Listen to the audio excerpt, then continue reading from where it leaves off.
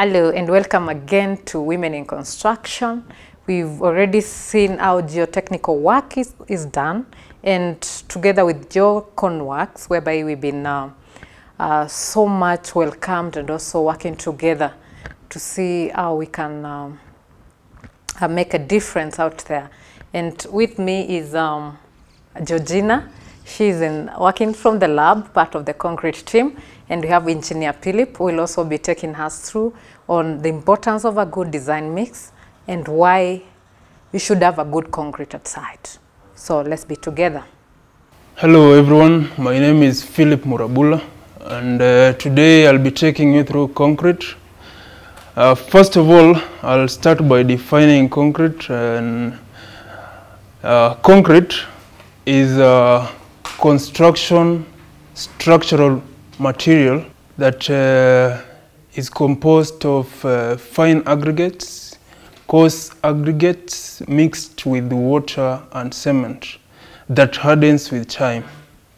That's the basic definition that we can give concrete.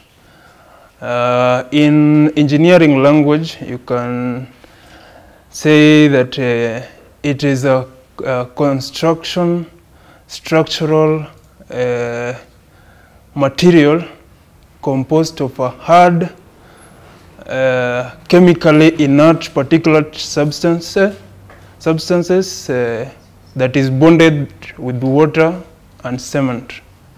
So the particulate, the hard inert particulate substance that is being talked about is aggregates, which consist of sand and the fine and coarse aggregates.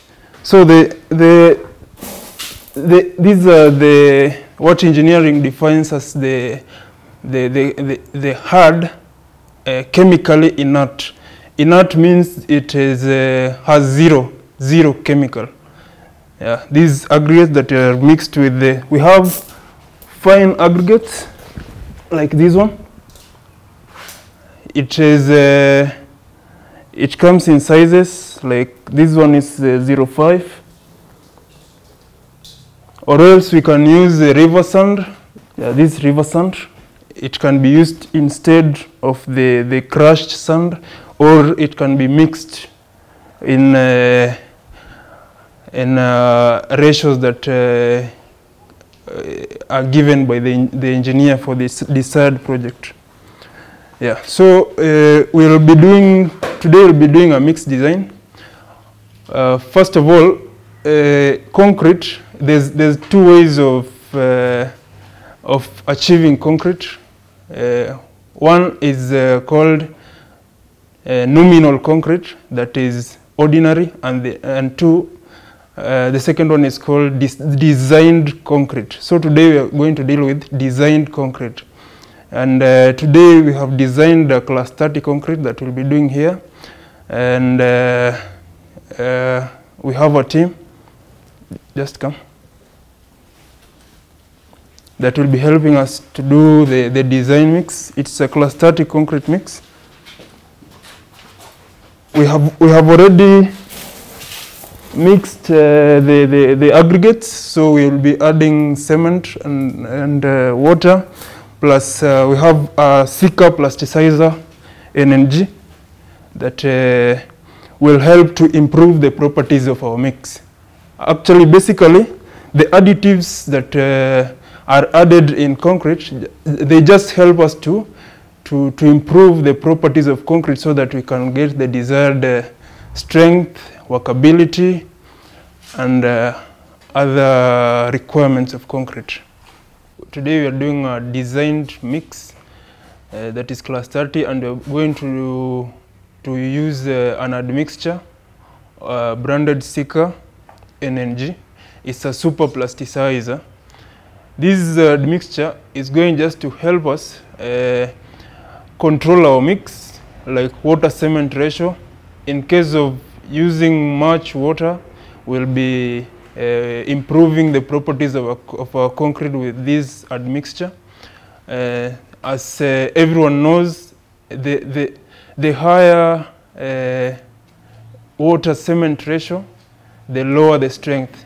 So if you use the admixture, you gain the workability and also maintain the strength. So it is good to use an admixture instead of adding water. Okay, in designed mix, designed mix helps us to obtain the desired proportions of the ingredients of the concrete mix. So as per our design, we already have the exact proportions that needs to form our mix. So we are going to use, we have already measured the aggregates. Now we are going to measure cement. We are going to use SEM1 42.5 for our concrete mix. Yeah. So engineer, if I may ask you, here we are using the 42.5 and we have the 32.5 in the market. Does it have any difference when you are doing your mixes to any client? Yeah, it have a difference. 42.5, it is of good quality. It gives you high strength, and you will use the smaller quantity. The smaller quantity gives you higher strength than the 32.5 gives the higher quantity. For you to achieve the higher quantity quality or the higher strength, you need to use the higher amount of cement. Is there anything that anybody in the market knows, or is something that you have to train people to know about the difference between the cements? You see, the 42.5 is used for major projects, but for the ordinary projects, you can use the 32.5. Okay, yeah. Let's go.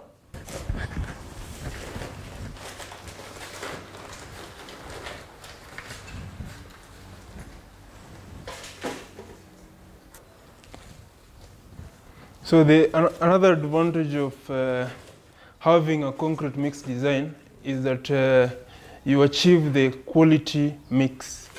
You acquire the desired strength since you have done the mix design and the laboratory trials. So on site you achieve you are sure of what you're doing. You are sure of which strength you're going to achieve at last. So that's another advantage of designing concrete before use. Yeah. The other concrete type is called nominal concrete, that is used up to class 20, but beyond class 20, all the clients are advised to do concrete mix design so that they achieve the quality. So this is where everything is being started. This is where everything starts, from a lab to the site. So we are going to describe to you a lab. What is a lab? What is the main use of a lab? When people hear about a lab, they think like we are going to an hospital, but now this is where construction starts. When you talk about design mix, when you talk about the concrete itself, this is where everything starts before we go on site. So it's very advisable you engage a qualified engineer, a qualified lab, and a qualified also specifiers who knows more about what to do on site, so that we may also minimize substandard and building out there, and also a lot of issues we are seeing out there, like building collapsing and substandard concrete on sites, and a lot of wastage of materials. So I'd advise everybody just to engage with a qualified engineer lab that is certified in the country for you to work together. So let's go together and see how this concrete is done. And in addition, the concrete mix design helps us to use the locally available materials like the aggregates. Yeah, and before the mix is designed, there's a series of tests that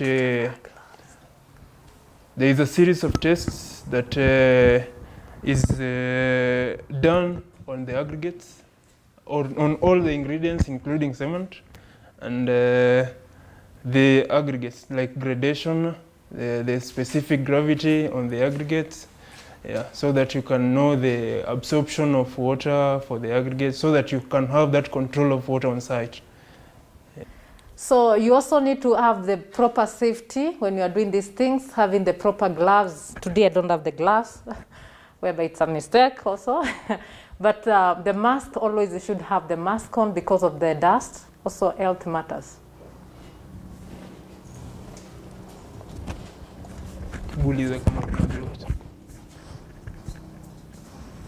See how clean it is. Yeah, so from here now we go now to the, these are a form of crushed sand. Instead of using the river sand, we'll be using the crushed sand for this. You see how fine it is with fines.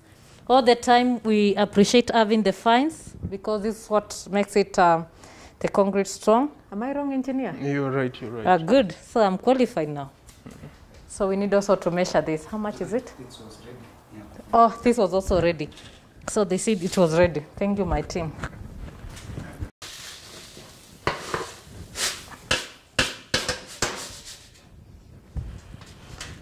So we're done. From there, I think we'll be going to the water part, but we have to mix this. Okay, from when you set all your aggregates, your sand and cement in the mix, now we start the mixing as now the water comes in. So engineer will be taking us through on the next steps. Yeah. So as per our mix, we'll do dry mixing so that we ensure the proportions are mixed correctly before we add water. And I think... So we start with the dry mix, as the engineer said, just to make sure all the aggregates are proportionally mixed. Yeah, before we add the water. So it's on? Okay.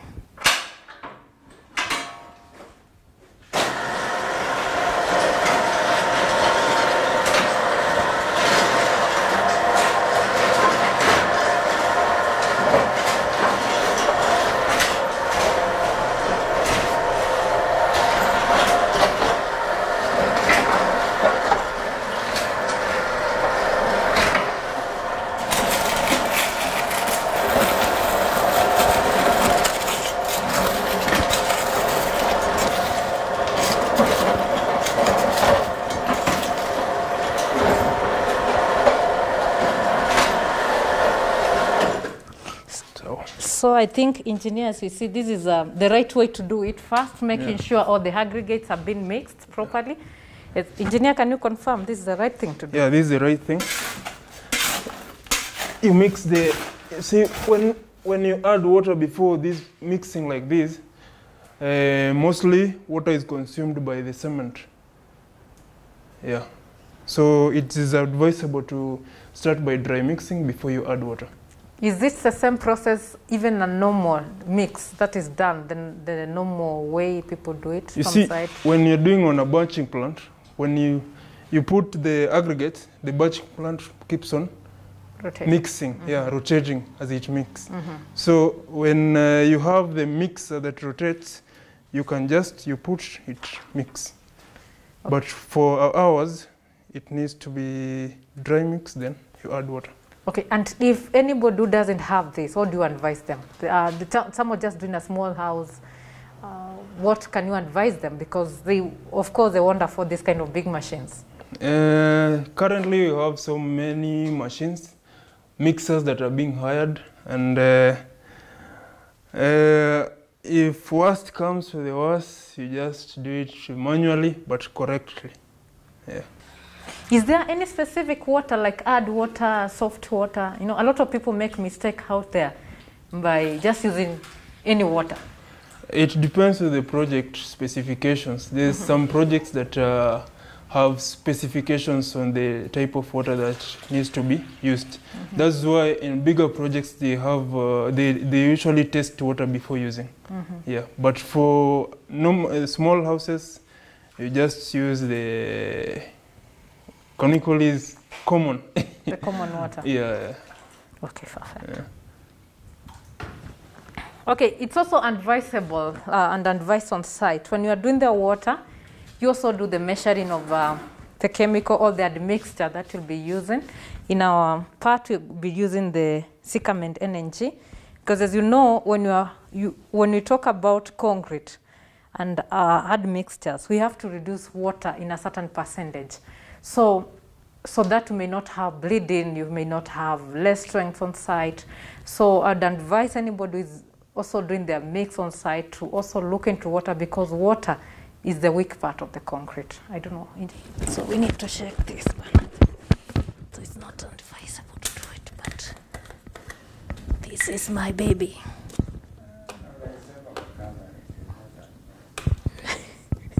So as I said earlier,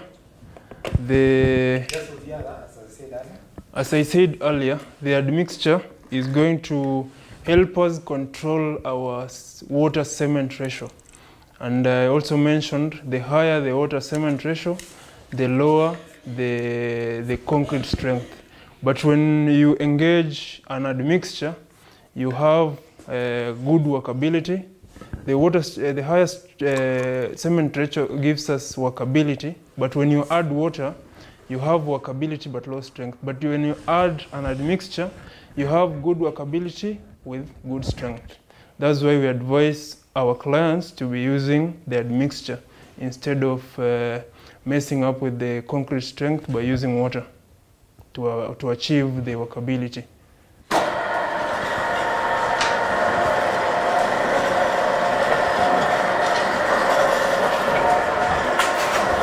Mwaga maji. Nianze?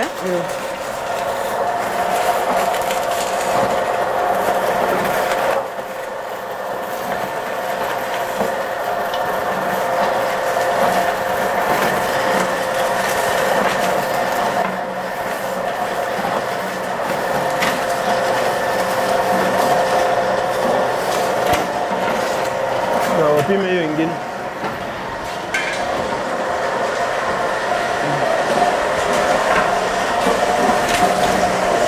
Dogo.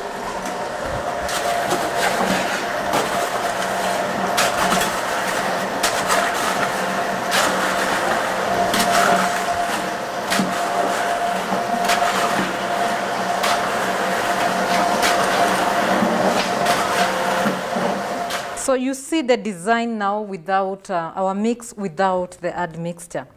Naturally, when you go on site, you realize a lot of people having this. But this does not have the workability anybody would be expecting on site.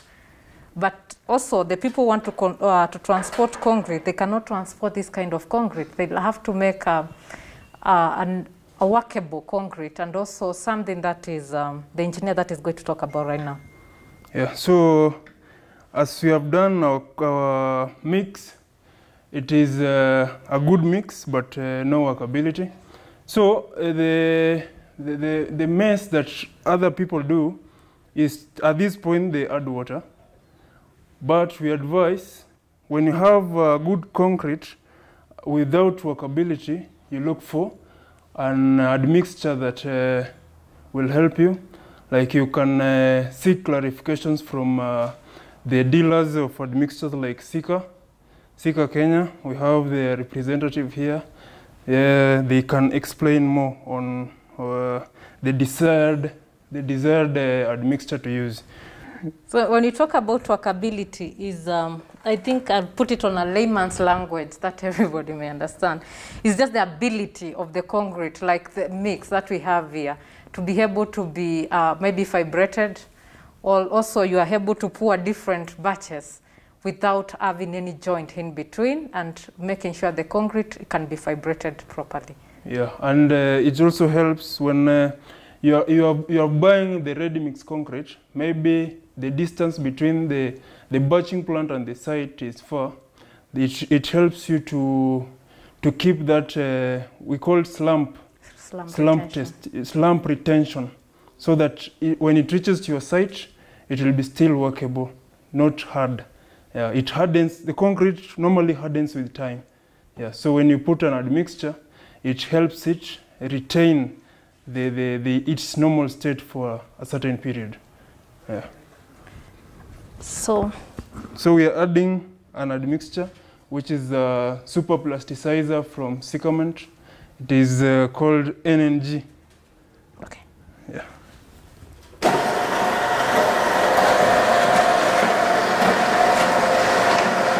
I go.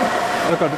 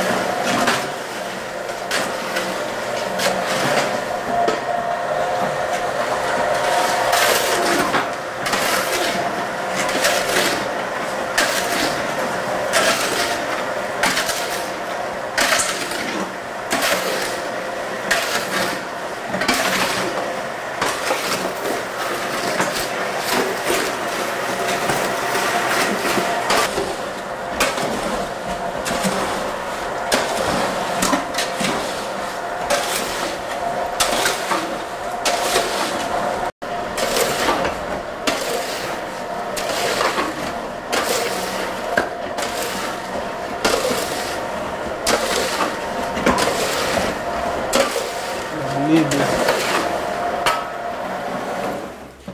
Wow. Okay, now we have our mix. We have already done our trial. We're going to measure a test called Slump. Yeah, Slump Test. It helps us to measure the workability of the concrete. And there we go. We can, let's do.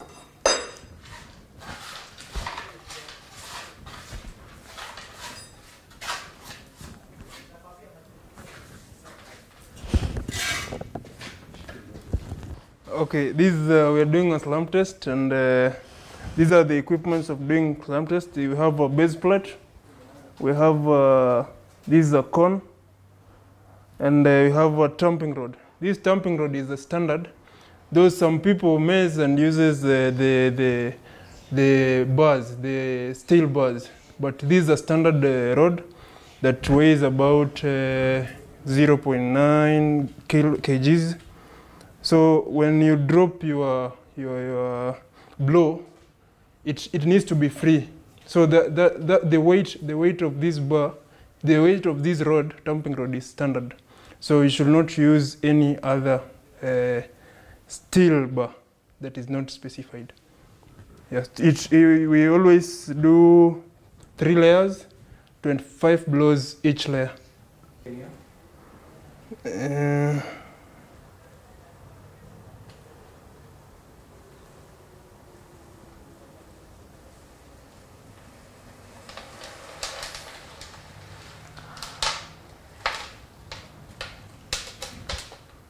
Now we have our slump. We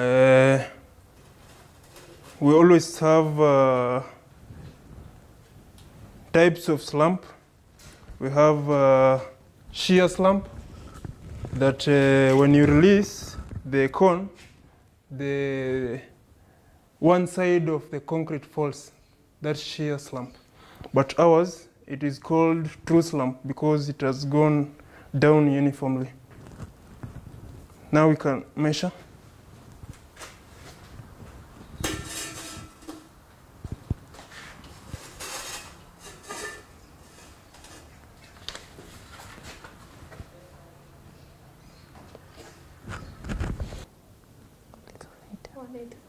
$185.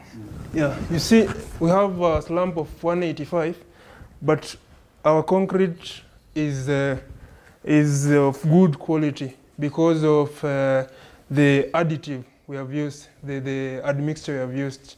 Yeah. So